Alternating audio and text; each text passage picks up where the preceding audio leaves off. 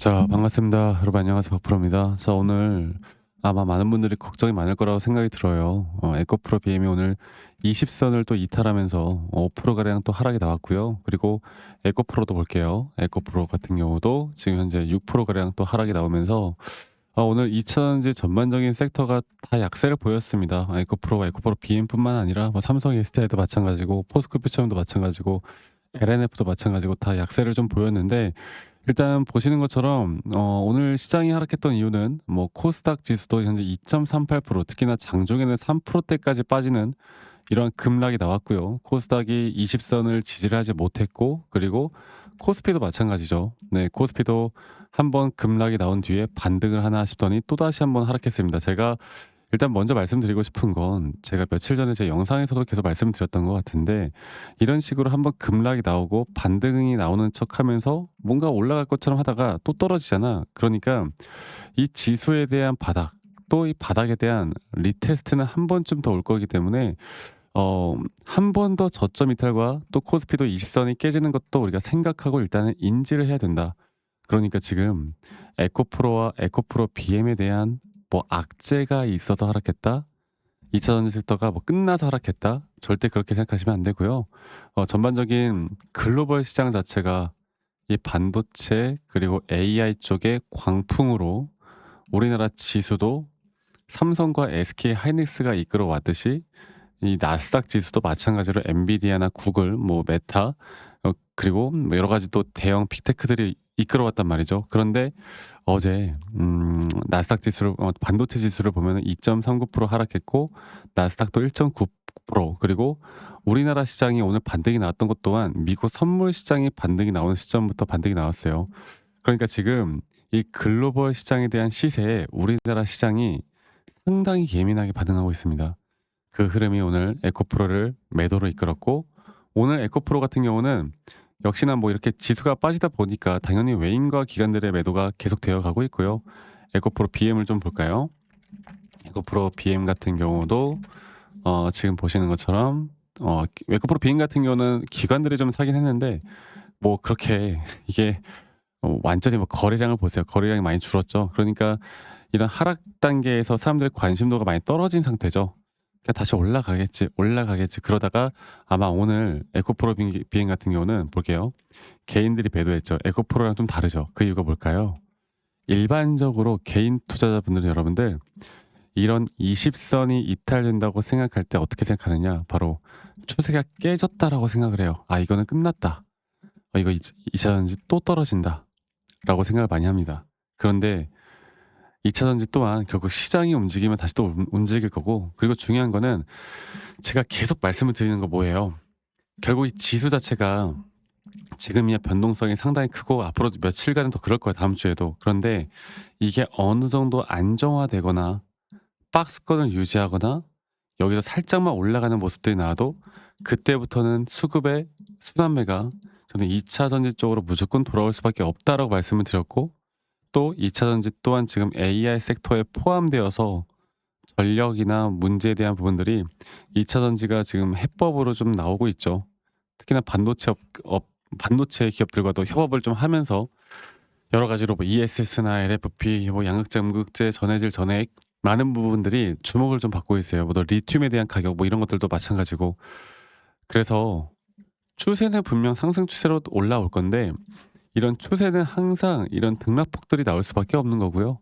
이런 것들에 대한 이해도가 있어야 되고, 이런 단기 고점들을 내가 어떻게 파악할 수 있는가 없는가가 가장 중요한 겁니다. 네, 그리고 이 글로벌적인 시장이 하락했던 이유는 뭐 AI 거품론이다, 고용 불안이다, 또 금리 인하에 대한 불안감, 뭐 이런 것들이 있는 건데, 중요한 거는 AI 거품론, 고용 불안 다 이미 나왔던 이야기거든요.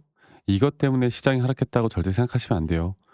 그러니까 특정 섹터가 과열되게 끌어올렸던 시장 분위기가 어쨌든 영원한 건 없기 때문에 어느 정도 그 과열된 부분들을 좀 해소하는 그런 장이라 보면 되겠고, 다시 한번 어느 정도 안정화가 되었을 때 그때부터 주가는 올라갈 거라는 거. 그리고 다음 주에 이제 CPI 발표가 있죠. 이 CPI 발표의 결과에 따라서 시장의 분위기가 단기적인 방향성을 저는 결정할 거라고 봅니다.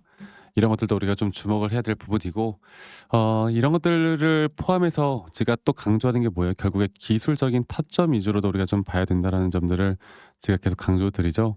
그리고 제가 이 타점에 대해서 지금 차트를 다시 한번 좀 보면서 이야기를 해 드릴 텐데 그전에 여러분들 아직 좋아요 안 눌러 주신 분들 네 갑자기 뜬금없죠? 네 좋아요 한 번씩만 눌러 주세요. 눌러 주신 분들 우리 구독자분들, 시청자분들 앞으로 더 좋은 일들 많이 있을 겁니다. 네 좋아요 한 번씩만 꼭 눌러 주시고 제가 에코프로 차트로 좀 볼게요. 에코프로 차트로. 오늘 에코프로 차트를 보고 BM까지도 보겠습니다. 자 에코프로 BM은 같이 움직이고요. 그리고 에코프로도 분명 기술적인 저점에 대한 시그널이 또 RSI에서 상승에 대한 다이버전스가 나오면서 장기적인 추세로는 이렇게 우리가 등락폭을 예상해 볼 수 있고 이 등락폭에 대한 1차적인 고점 매도는 아직 안 나왔다 보는 게 맞고 그 고점 매도 또한 이 작은 마이너한 파동에서의 5파 고점 단계가 될 거고 지금 이 4파 조정 단계가 진행 중이다라고 보시면 될 것 같습니다. 그리고 이 4파 조정 단계는요. 여기서 아직까지도 제가 유심히 보고 있는 구간들이 분명히 있어요. 이런 구간들에 대한 대응을 내가 할 수 있는가 없는가에 따라서 여러분들 계좌의 수익이 정말 크게 달라질 겁니다. 자 에코프로 BM도 볼게요. 에코프로 BM 같은 경우도 마찬가지의 흐름을 보여주고 있고요. 에코프로 BM 같은 경우도 여기서 나오는 상승에 대한 임펄스 파동이 어떻게 진행되는지가 가장 중요한 부분이에요. 아시겠죠? 그리고 이런 임펄스 파동에 따른 고점 시그널이 어떻게 형성이 될지가 또 중요한 부분이고 이 임펄스 파동에 따른 단기적인 고점 또 고점이 나오기 전에 한번 나오는 이 4파 조정 단계에 대한 우리가 또 추가적인 매수 타점이 될 수가 있겠죠. 이런 등락폭들을 이해하고 끌고 갈 수 있는 사람들만이 누구는 50% 수익을 볼 때 우리가 수익을 뭐 100% 혹은 진짜 200%대까지 늘려나갈 수 있는 거 수익을 극대화해 나갈 수 있는 거 그리고 이런 단순 조정들이 오더라도 조정에서 우리가 또 심리적으로 흔들리지 않을 수 있는 거 이것만 기억해 주셨으면 좋겠습니다. 아시겠죠? 자 그래서 제가 앞으로 이런 정말 중요 타점들이 나올 때 여러분들에게 저희 채널에서 라이브 방송을 좀 진행을 해 볼 거고 영상을 최대한 짧게 찍어서라도 항상 공유해 드리고 있잖아요. 그런데 또 장중이고 평일이고 또 우리 바쁘신 주부님들은 이거를 매번 보기도 힘들고 네 집안일이 얼마나 바쁜데 이거 맨날 어떻게 유튜브 영상 보고 있어. 그렇죠? 그래서 물론 보시면 좋겠지만 제가 정말 중요한 타점들이 나올 땐 이 다이렉트로 여러분들께 문자로 안내를 해 드릴 거예요. 문자로 안내를 해 드릴 거니깐요. 많은 분들이 꼭 참여를 하셨으면 좋겠습니다. 제가 정말 중요 매수와 매도 타점들이 나올 때만 해 드릴 거고 한 달에 한 2번 혹은 4번 정도가 평균적으로 나와요. 그래서 이런 부분들도 앞으로 시장의 흐름과 같이 좀 알아갔으면 좋겠다라는 말씀 드리겠고 이 밑에 있는 제 개인 번호로 여러분들 에코프로와 에코프로 BM의 에코라고만 단 2글자만 남기시면 되겠습니다. 에코라고 단 2글자 문자로만 한 통 남기시면 되겠고요. 제가 문자 보내신 우리 구독자분들, 시청자분들 한 분도 빠짐없이 다 저장을 좀 해 놓을 거예요. 저장을 좀 해 놓을 거고 여러분들에게 일괄적으로 또 이런 타점 관련해서 여러분들께 말씀드리는 게 사실 이제 불특정 다수에게 제가 관점을 말씀드리는 건 아무 문제가 안 되는데 중요한 거는 이제 가끔씩 기프트콘 선물 주시는 분들이 있어요. 제가 이걸 받을 수가 없어요. 다 처리할 겁니다. 아시겠죠? 다 대신 구독과 좋아요만 눌러주시면 된다라는 거 이것만 여러분들 꼭 기억해 주시길 바랄게요. 그리고 이 에코프로 BM 같은 경우도 이제 우리가 좀 알아가야 되는 게 그리고 가끔씩 "아니 너가 혼자 하면 되지 이런 걸 왜 공유하느냐."라고 하시는데 저는 혼자 너무 잘하고 있고요. 저는 미증시나 코인도 다 같이 하고 있습니다. 지금 이 시장에서의 기회가 너무나 많아요. 그리고 제가 이런 것들에 대한 좀 더 상세한 설명들은 저희 구독자 방에서 또 같이 이야기를 해 드리고 있거든요. 여러분들 시간 되실 때 참여만 하신 다음에 좀 보시기만 하셔도 도움이 될 거라 봅니다. 네 많은 분들이 또 참여를 하고 계신데 문자 주신 분들 제가 초대 링크도 다 같이 좀 보내 드릴 거니까 이 부분들도 많이 참여하시면 좋겠다라는 말씀 한 번 더 좀 드리겠고요.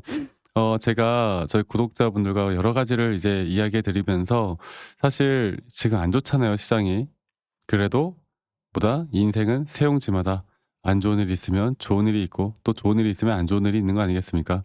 그리고 저도 주린이 시절에 정말 주식을 못할 때 막 재무제표 보고 기사 뉴스 보면서 맨날 손실만 볼 때 남들만 듣고 따라서 매수하고 남들만 듣고 따라서 매도하다가 빚만 늘었거든요. 근데 제가 이런 걸 반전시킬 수 있었던 계기가 뭐냐면 그거예요.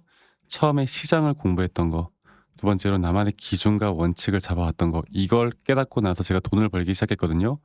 여러분들 앞으로 저는 여러분들과 계속 이런 좋은 흐름들을 같이 만들어 나갈 거예요. 그리고 여러분들의 주식 인생에 대한 드라마를 해피엔딩으로 끝낼 수 있도록 제가 같이 함께 나갈 거니까 이 부분들 꼭 참고해서 저와 함께 나가면 우리 좋은 그림 타점 만들어 나갈 수 있을 겁니다. 이 부분들도 꼭 참고해 보셨으면 좋겠다라는 말씀 드리겠고, 제 영상 말미에 여러분들과 어떤 식으로 제가 매수 타점을 잡고 어떻게 매도 타점을 잡는지, 또 앞으로 어떠한 종목들을 어떻게 잡아 나갈 건지, 여기에 대해서 한 번 더 이야기를 해 드릴 거니까 여러분들 영상 끝까지 꼭 시청해 주시길 바라겠습니다. 아시겠죠, 여러분들? 자, 제가 이제 매수나 매도에 대해서 우리가 기준이라는 걸 잡을 때 우리가 과연 하나오션을 좀 예를 들어서요. 이 하나오션에 대해서도 제가 저희 구독자분들과 또 저희 구독자방에서도 계속 함께 또 같이 이끌어가는 너무나 좋은 종목인데, 제가 이거를 저점 바닥부터 어떻게 잡아왔었는지, 그리고 이 저점 바닥을 우리가 어떻게 판단을 하고 이 저점 바닥부터 끌고 오는 이런 흐름 안에서 우리가 이제 또 개미굴이다 불리는 구간들, 또 이런 기준과 원칙에 대해서 어떻게 봐야 되는지를 한 번 더 좀 말씀을 드리도록 하겠습니다.